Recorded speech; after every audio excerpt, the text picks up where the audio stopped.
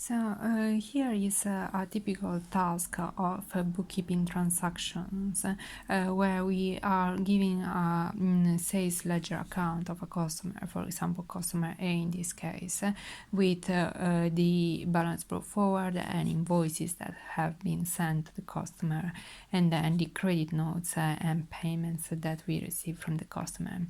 Now we are told that the customer paid 1,980 and that he believes that this amount is a full settlement of their account balance. However, this is basically not true, and we are to identify the 3 transactions that are still outstanding. Now, this is a trial and error exercise, so we need to try and see if by trying and not making the correct choice, we are capable of arriving to the correct answer.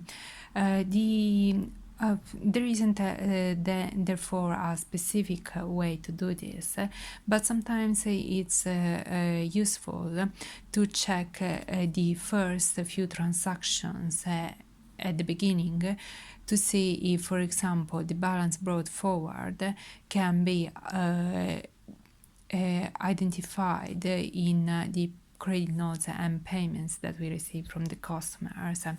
In this exercise, for example, we have a balance brought forward of 818.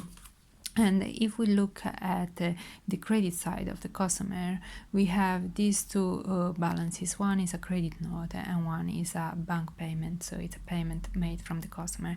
If we add these 2 numbers up, we will come up with the same number. So that means that we can kind of remove these 3 transactions for now, because basically they balance each other, so we don't need to consider them any longer. And then we are left to identify how this 1,980 can be broken down between the other transactions that have taken place. So the easy way again is to go in a logical way, so in based on the date of the transaction. For example, here we have 1,752.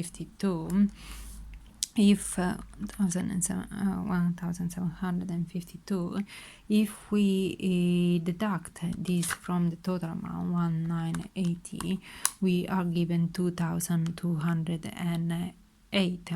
So this is the difference in balance. And if we basically deduct this invoice, this credit note from this invoice, we will be arriving to this result here. So if we had to add 1,752 plus 448 minus then remove the 220, we will come up with the amount that has been paid, 1,980. So these are the transactions that have been considered from the customer in the payment. Oh, sorry, it's not that one, it's this one here. So in this case, there are 3 transactions that have been left as outstanding, these 3. Another way of doing that is to basically add up all of these balances on the debit side. So 880 plus 1,752 plus 448 plus 100 plus 1,485. This will give us 4,665, and then deduct the balances on the credit side, so minus 259, minus 621, minus 220, minus 230, and this gives us 3,335. Now this is the total balance. If we deduct from this balance the amount that has been paid, minus 1,980, this gives us 1,355. So this is the outstanding amount that we need to find out.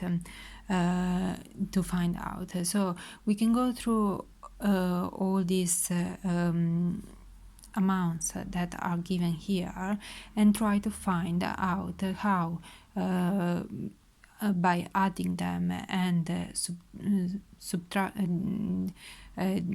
deducting them from our numbers, we can come back to this result.